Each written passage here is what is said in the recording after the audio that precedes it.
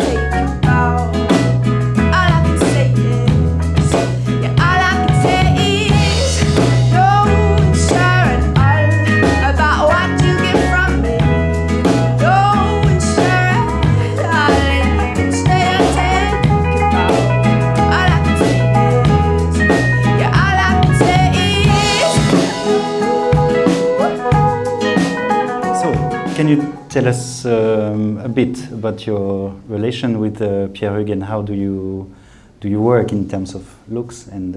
With Pierre, we share a common passion for photography. It's natural for us to exchange on photographic references when we start working on a project. And for this one, first reference for Pierre was Stephen Straub or Gregory Coulson for their work on the depth on the image. So that's why it shows Primo 70 lenses lens series. Mm-hmm. And it was the first time we used it in France, so what a big thing. Pierre is very interesting about the feeling you feel you have when you watch an image shot in wide format. Mm-hmm. Another reference for the color process was Joël Meyerowitz and William Eggleston. Okay. But because he really wants natural colors, soft but saturated, so that's important. And with Pierre, we work carefully on the low lights because he really wants something different on the texture. He wants the low light have to be dense and with a velvety texture. Mm-hmm.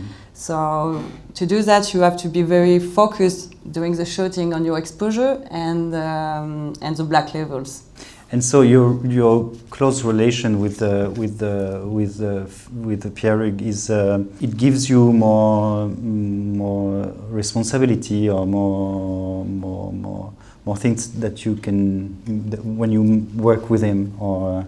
Pierre-Hugues is most focused for his lighting work on the emotion of the scene, the feeling you have during the shooting.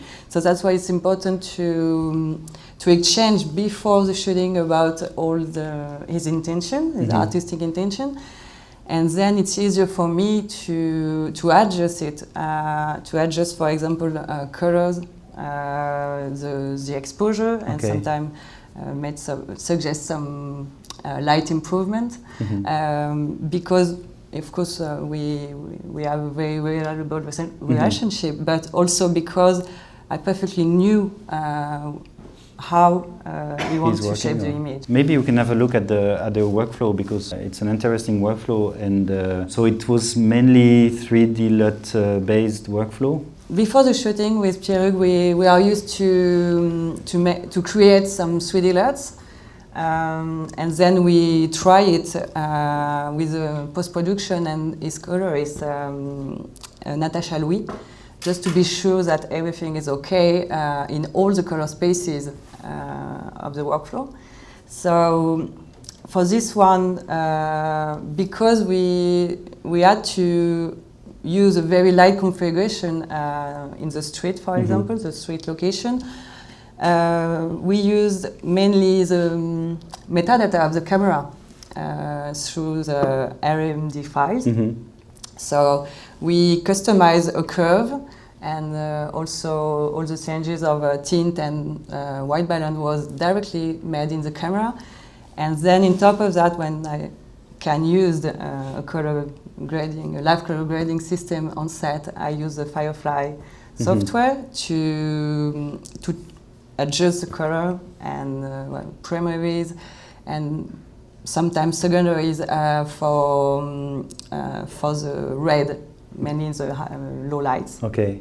And at the end of the day, you just export the RMD and the LUT? Yeah, so for the dailies in the lab, I export some all the RMD files, of course, CDL and 3D LUTs. And because the Firefly software is able to export one LUT for each clip, we were able to apply automatically the color grading from the set to the scratch. So and also after for the finishing, Natasha Louis used the metadata and the CDL as the basis, and this way Pierre-Hugues was sure to have the same image from the set to the post-production. I think that Pierre-Hugues introduced you to Laurent Dayan, another DOP for his next film. It's an interesting project because it's 2 movies, but you have the number 1 and the number 2, and it follows.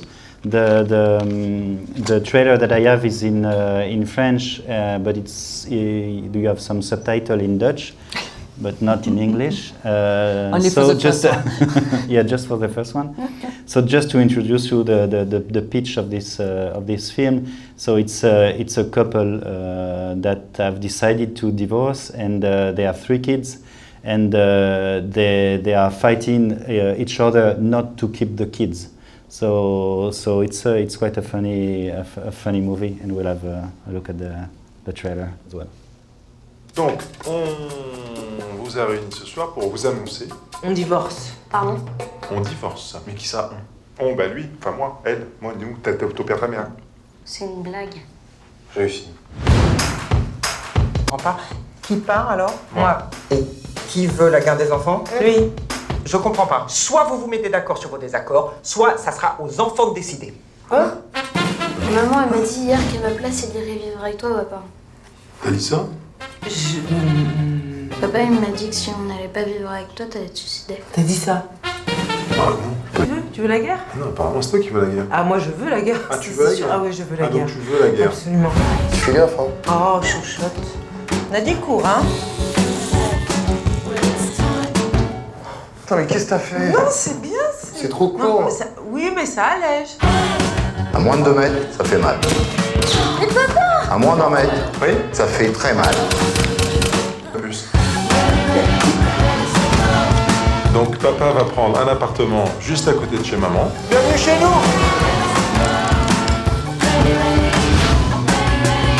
C'est un cauchemar.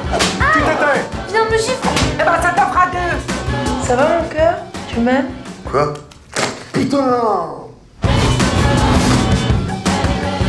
On leur demande de choper leur mère, c'est pas compliqué quand même. Ouais, t'as raison, Lisa. That was the beginning of your work with Laurent. And can you just tell us how you met and what was his feeling concerning the digital cinematography? When I first met Laurent, he was very disappointed and skeptical about the digital cinema. He had an unpleasant experience on this first shooting. So when Martin, the director, asked him for the digital camera, he asked to Pierre-Hugues to recommend a DIT. And my main concern with Laurent on this project was to translate his artistical intention in the digital world, because he used to work in film. And as Pierre-Hugues, he operates the camera, so having someone watching all the time the image during the shooting could be comforting. What is different with Laurent is also because his intention and his references, it's more pictorial, like El Caravaggio for the background, the density of the backgrounds, or Hooper for the complementary color contrast, like on the costume or wall painting. He also used a very soft contrast. I don't know with the compression, it's very clear here, but but he really the really important thing for him is to have very saturated color. Okay. Mostly on this one. And for the first time when I work on this project, I received, and Laurent too, from the director, Martin, a moon board. You can see in it the artistic intention of the director directly. That was the first time I saw this type of document for a movie, and also the last one. And this document is the kind of document that Laurent is giving to all of his crew, like the grips, the camera crew, and everybody. So he's prepared a lot. This document Laurent used to send it us for all, so the grip, electric and camera department, to share all the technical information and the basic settings for the camera. Because Laurent is very involved in the projector we used and what kind of camera and lenses we use. Everything is summed up here. And we receive for each scene this document, and he sent it to us once a week, mainly on the Sunday night. But So it's just a paper per scene that the DOP is sending to his crew. So on this slide you have all the sequence, the effect he wants to make. If it's outside, inside, he also there is a picture of just of a location scouting. So it's just a picture taken with his phone, and also the sun, how the sun will move during the day, and what kind of equipment you have to have on the truck. I just want to come back a little bit about the workflow, because so these two movies, you have 2 years between these two movies, and so what was the difference, or the big difference between the two workflows? from the first, since the first movie, we really wanted to be able to convey the lifeguarding value from the set to the post without any 3D alert or Rec 709 output transform baked in. This way we can just use the same grading value in all the color spaces during the color pipeline. But unfortunately for the first shooting, we weren't able to use the Firefly suite because in France it wasn't possible to find for the finishing a fire post. So basically we shot with a Red Dragon with Cook S3 series, and for the live grading I was using the Firefly software. Every time we reloaded the camera I was exporting the 3D alerts. For the second movie we had the chance to work with the FilmLight suite because we changed the lab and the finishing was played with a base light. So we changed the camera for a new version for the red weapon, but we also changed the lenses for an anamorphic master prime. And basically I used so the FilmLight suite. So on set I was grading with the flip.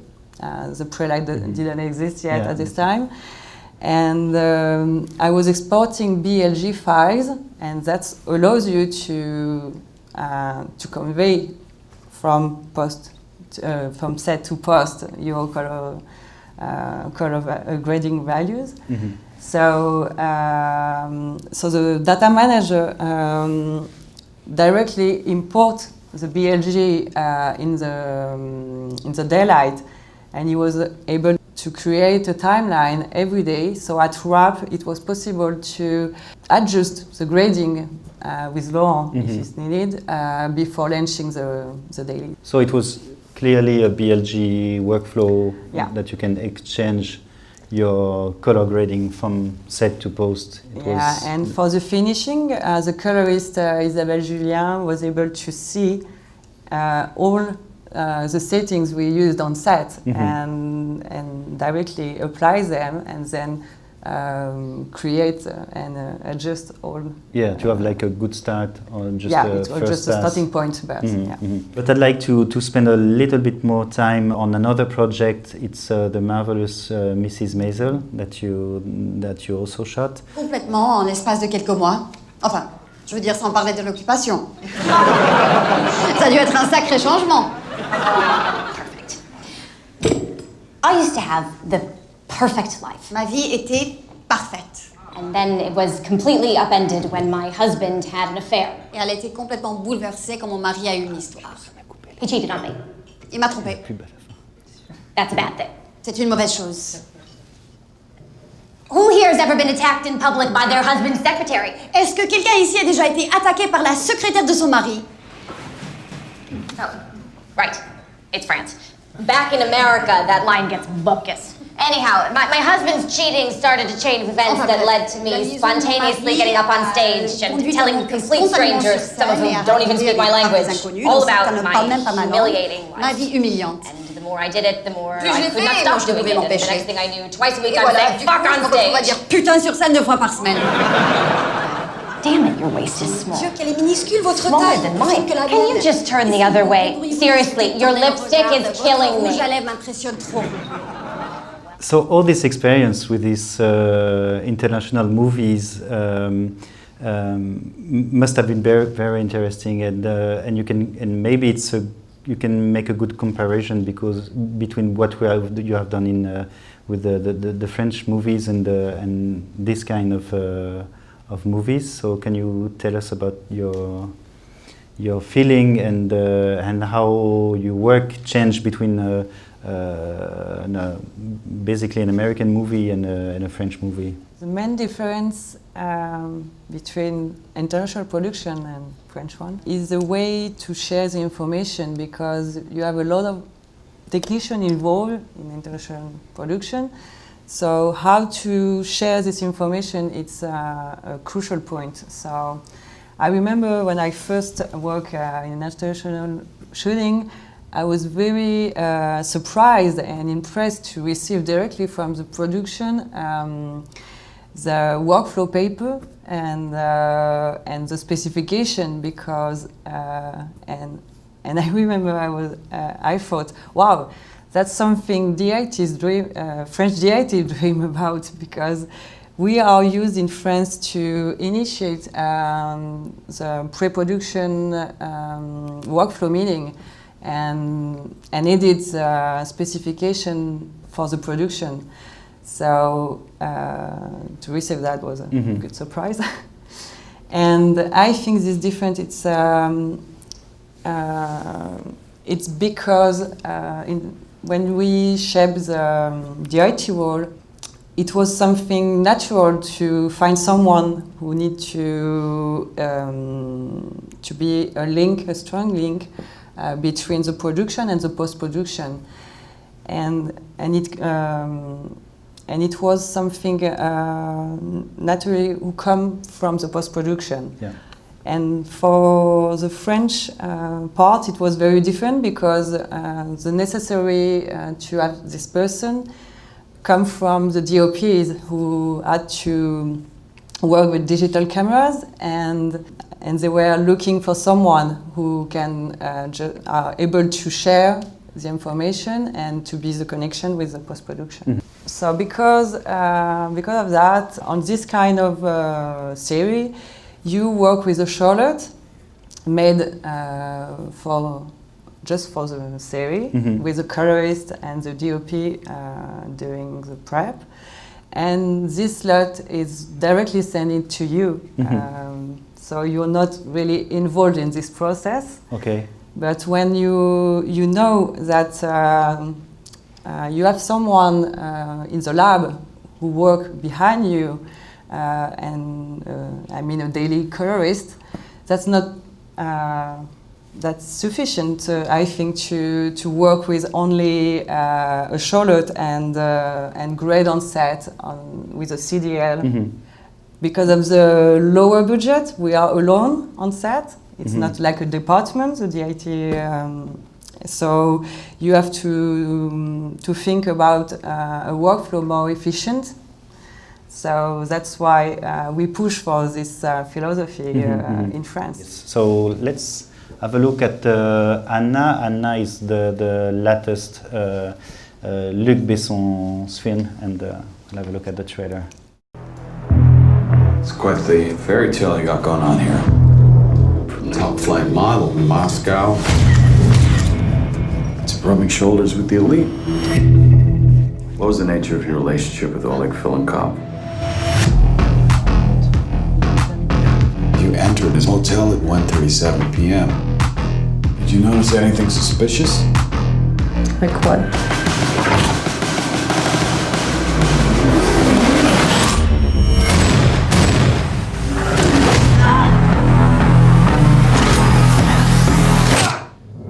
So can you tell us how you, like the other, how do you met Thierry? And I was wondering if, so you said that Pierre is more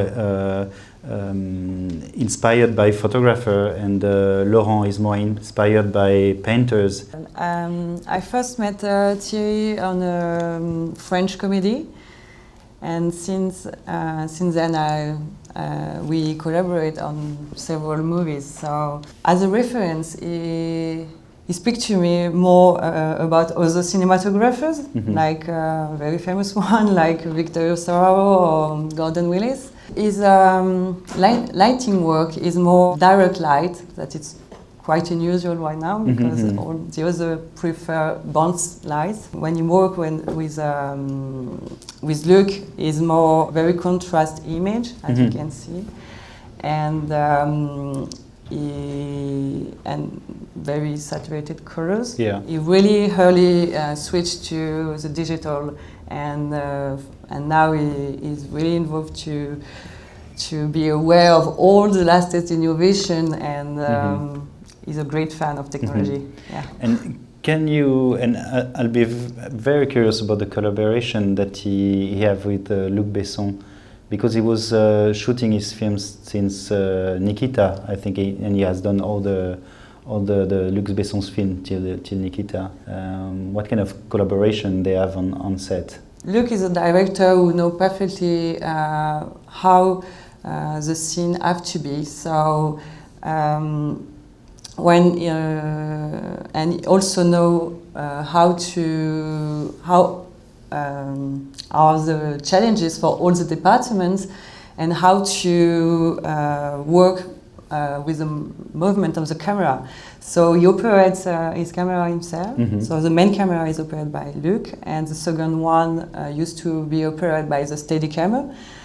Thierry doesn't really operate because he prefers working with a camera operator and stay focused on the light. And because we have to be very efficient with Luc, because for sometimes he asks you to shoot like 40 shots for 40 scenes in one day. So that urged and pushes the team to be very efficient and well organized. So, and the main asset of Thierry for that is to be able to light very fast because of his experience, of course, but also because he had a natural sense of the image and the light. And that pushed him to use a projector outside from the set, also to collaborate with the art department to choose or create some practical lights. Yeah, we can see that there is a lot of practical lights on the restaurant. On the restaurant, and so it gives you also the ability to... We didn't use a lot of additional lights more than the light. Okay. So you travel a lot for this movie. Is it something usual that you travel with the DOP? And is it something that is important for keeping the look? Anna was a 5-month shooting, and we shot in several cities like Paris, Moscow, Belgrade, Milan, and I think and Guadeloupe Island. And because of all the location. Few members of the crew were working on all the location. I was lucky, I did, and because Thierry used to compare the DOP and the DIT to the photographer and the printer. He asked the DIT to be in charge of all the color process on set in coordination with the post-production and the VFX. And in terms of work or workflow, it would be also interesting and challenging because you have some VFX done in Canada, some in France, some in. So how do you organize all of this? I initiate several pre-production workflow meetings, and I did specification. It was like 30 pages to communicate all, for example, all the color journey used in the FilmLight. For all the camera, because we use a different type of camera, Alexa, but we use also smaller for the plates for the stunt scene. And because we also work with different VFX houses in different countries, like Radio FX for in Montreal or Microsimage in Paris. We have a document where you sum up all the settings just to communicate. And we also work with, for the colorist, it was Yvan Luca and his team, and they were based in LA, so we also need to communicate very closely with them. During the preparation of the movie.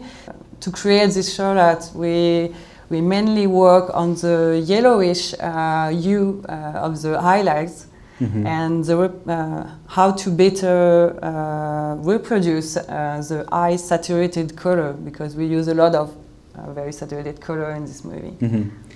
And the shot was chosen by Luc or by both, or by Thierry, or they just both, discuss about it, and so in the color pipeline you manage everything with the BLG. It was like you have done before.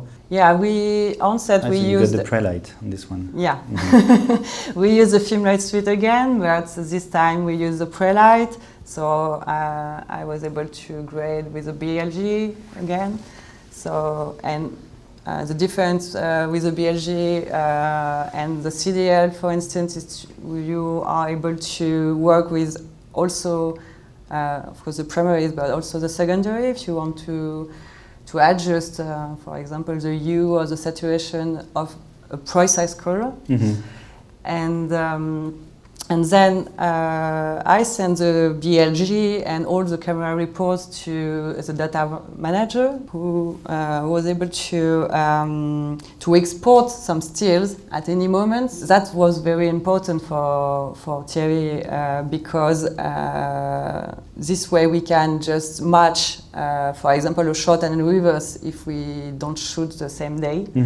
Or also because he used to shoot the plates before the scene. Okay. So that's very convenient to check if we have a good match. Yeah, and if it's working. And Thierry also give you a lot of responsibility. Yeah, as a DIT with Thierry, you're in charge of the exposure, to check the exposure, but also to make some iris adjustment during the shooting. And in both cameras, so sometimes it could be a little tricky. So how can you be sure that the color pipeline is perfect from set to post? To maintain the look of the image, of course, to have a calibrated pipeline. But export some stills and share the stills. It's also important because you have to be sure that at any moment of the digital pipeline, every actors involved in it can see the same image that the director and the DOP saw on set. And why do you think it's more creative to use this shot than using just a Rec 709 LUT coming from a standard camera? I think that it's interesting when you create a shot, it's because it's a collective, creative process initiated by the DOP, but involving the colorist, color scientists also, DI engineers, and they all participate on the creation, of course, of the shot, and they leave like an artistic mark in it. That's why for me a shot is for a specific project, of course for a specific camera, and you can't really use it for another project or movie. And the difference when you use the Rec 709 provided from the camera manufacturers or just a LUT from a catalog, For me, it's very different because the issue is to standardize the image when you do that. Because on set, when you create and shape the light and create the image, you are watching the image through the light. The perception you have of the color, of the contrast, is from the light. So if you change something on the set, like a light, the light or the colors, when you arrive in post-production and you want to change this light, it could be an issue, and you could have problem to just have the color you want to have. So yeah, for me it's more interesting to work with a Charlotte because it's part of the creative process on set and not after in post-production. You need to unify the digital pipeline, but that doesn't mean unify the image. Okay. So, and it's necessary now to be sure that when you use a lot, you have no problem to change after during the color pipeline process from a color space to another. Because when you create an image right now, we can't know in which format or which display it will be watched in the future. So I think thinking about from before the shooting, the global color pipeline and working in the largest color space makes sense. So it's like it will just summarize what we have just talked and what Karine says. I just want to focus a little bit on the last line written on-set shepherd. What does it mean for you, on-set shepherd? Because production and post-production are two different worlds, because with a different temporality and different priorities. Whatever the process or the actors involved, the crucial point is to have a person who is able to communicate and create a strong link with the post-production, from the production to the post-production, and maintain this way the artistic intent. So the human over the we have all, and mostly today we have all the tools to do that. It's important to not forget that you need a human behind the tools. Okay, so thank you very much. Thank you.